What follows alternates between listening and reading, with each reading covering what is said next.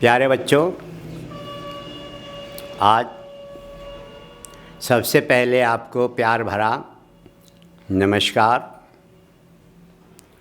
और आशा है कि आप हमारी इस व्याकरण यात्रा में शामिल हैं और आपका स्वागत है। आज हमारा विषय चल रहा था शब्द रचना। शब्द रचना में आपको आज चलेगा उपसर्ग, जो वाक्यों से उपसर्ग बना करके नए नए शब्द बनाते हैं, ये उपसर्ग। जो शब्द किसी शब्द आदि में, जो शब्द किसी शब्द आदि में उसके अर्थ में कोई विशेषता उत्पन्न कर देते हैं। जो शब्द किसी शब्द आदि में उसके अर्थ में कोई विशेषता उत्पन्न कर देते हैं तथा उसके अर्थ को बदल देते हैं, वो उपसर्ग कहलाते हैं। दो काम हो गए, उपसर्ग के दो काम हो गए, अर्थ में विशेषता और उसके अर्थ को बदल देना। उपसर्ग से जो शब्द किसी शब्द आदि में उसके अर्थ में विशेषता, नई विशेषता उत्पन्न कर देते हैं और उसके अर्थ को बदल देते हैं, वह उपसर्ग कहलाते हैं। जैसे हमारे पास में कार शब्द है, अगर कार के आगे वि, संस, प्रय, प्रति उपसर्गों को लगाने से, कार के आगे वि, संस, प्रय, प्रति उपसर्गों को लगाने से बनता है, हमारे पास में शब्द बन जाएगा विकार। पहला हो गया विकार, दूसरा है संस, ये हो गया संस्कार। तीसरा है प्रय, प्रय से बन गया प्रकार। आगे प्रति, प्रति से बन गया प्रतिकार।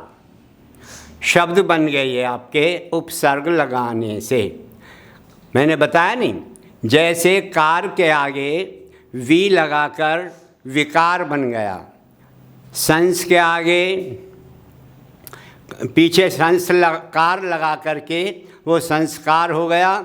इसी तरह से प्रय के आगे कार लगाने से प्रकार हो गया और प्रति के आगे कार लगाने से प्रतिकार, ये शब्द बन गए, जो अर्थों में भी बिल्कुल ही भिन्न हैं।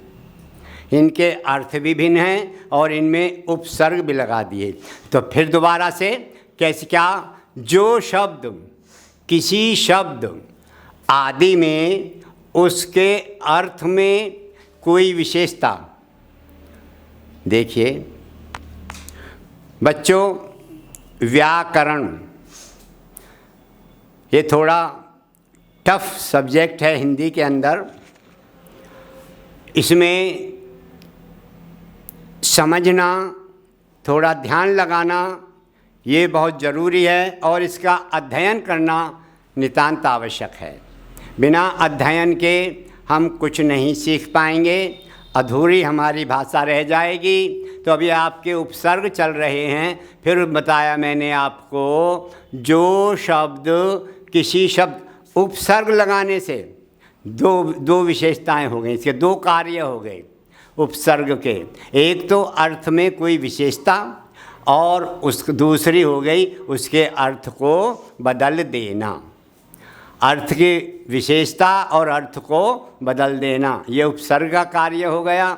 जो शब्द किसी शब्द आदि में उसके अर्थ में कोई विशेषता उत्पन्न कर देते हैं तथा उसके अर्थ को बदल देते हैं, वो उपसर्ग कहलाते हैं। जैसे कार के आगे वी लगाया हमने तो शब्द बन गया हमारा विकार। विकार। ऐसे ही संस के आगे कार लगाया तो हमारा बन गया शब्द संस्कार। प्र के आगे कार लगाया तो ये बन गया प्रकार। प्रति के आगे कार लगाया तो ये शब्द बन गया हमारा प्रतिकार। ये शब्द बनते हैं जो अर्थों में बिल्कुल ही भिन्न हैं, जो अर्थों में बिल्कुल भिन्न हैं। अब पाठ्यक्रम में निर्धारित उपसर्गों से बने शब्द जो आपके पाठ्यक्रम में हैं वो यही शब्द आएंगे जिसमें ये उपसर्ग हैं, ये अर्थ है और ये इसका उदाहरण है। पहला उपसर्ग है हमारा ए। क्या है? पहला उपसर्ग जो है वो हमारा है ए। ए का अर्थ हो गया अभाव या नहीं। अभाव का मतलब नहीं है। अभाव का मतलब नहीं से है। अभाव से उदाहरण में इसका शब्द बन गया अछूत। अछूत जिसको छुआ नहीं जा सकता। अजान जो अनजान हो, अजान कुछ नहीं जानता।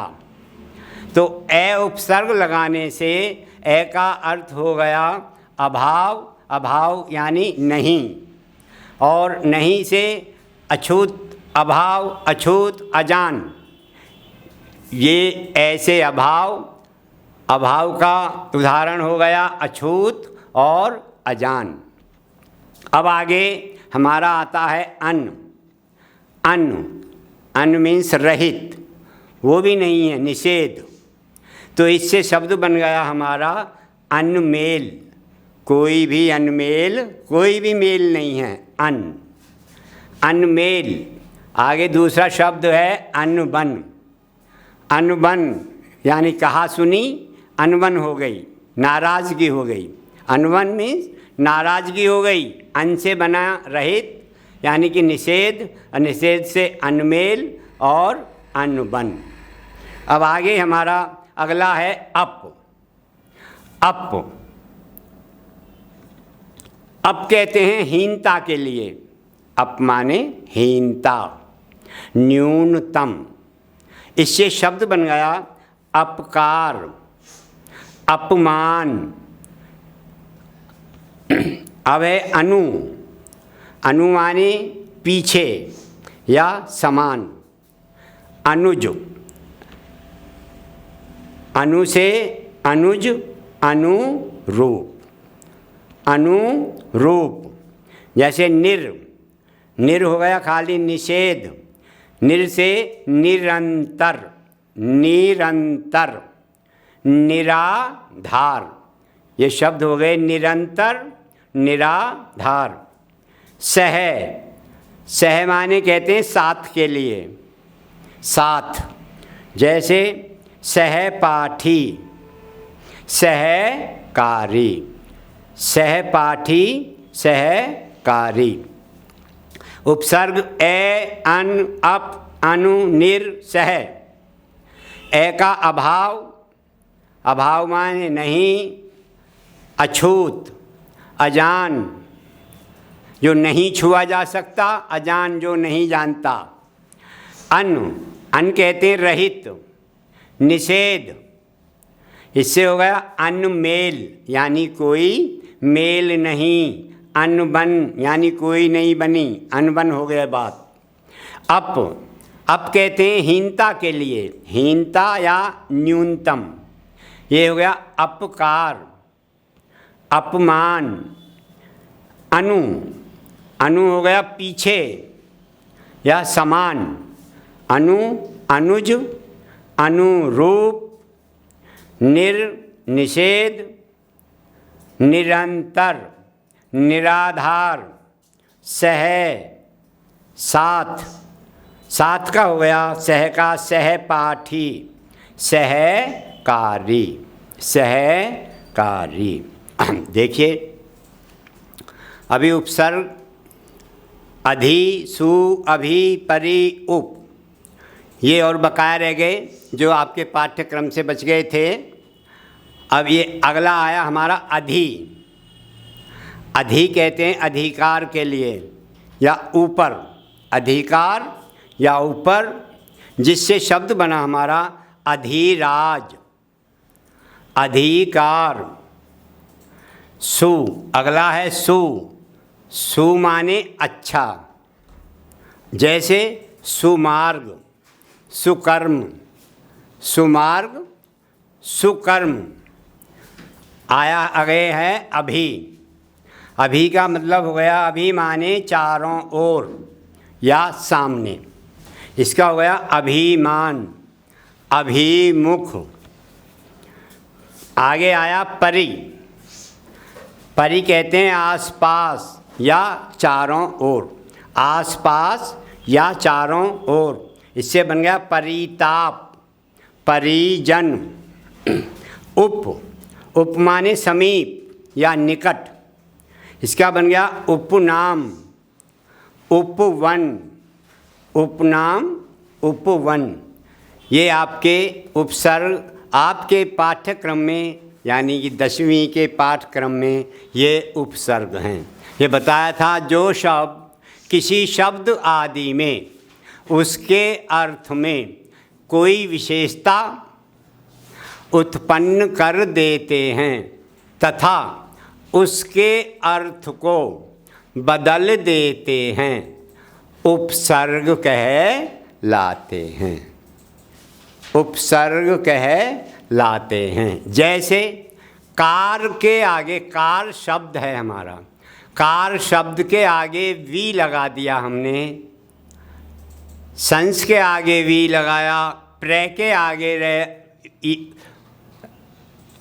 लगाया, प्रति के आगे लगाया, तो उपसर्गों को लगाने से जो हमारे पास शब्द बने, वी से विकार, संस से संस्कार, प्र से प्रकार और प्रति से प्रतिकार, ये शब्द बनते हैं जो अर्थों में बिल्कुल ही भिन्न हैं। अर्थ इनके अलग अलग अर्थ हो गए, विकार का अर्थ अलग, संस्कार का अलग, प्रकार का अलग, प्रतिकार का अलग, तो इसके अर्थ भी बदल गए और अर्थ में विशेषता भी हो गई, इसलिए ये उपसर्ग कहलाते हैं। अब उपसर्ग में पहला है आपका ए। ए उपसर्ग पहले लिख दिया मैंने, ए, अन, अप, अनु, निर, सह, अधि, सु, अभि, परि, उप, ये आपके उपसर्ग होते हैं और आपके पाठ्यक्रम में ये ही उपसर्ग आएंगे।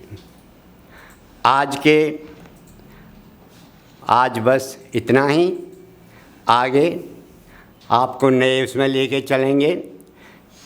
ये शब्द निर्माण की प्रक्रियाएं आपकी तरफ पढ़ाई जा रही हैं, इसके आगे आप दूसरा रूप लेके चलेंगे। धन्यवाद।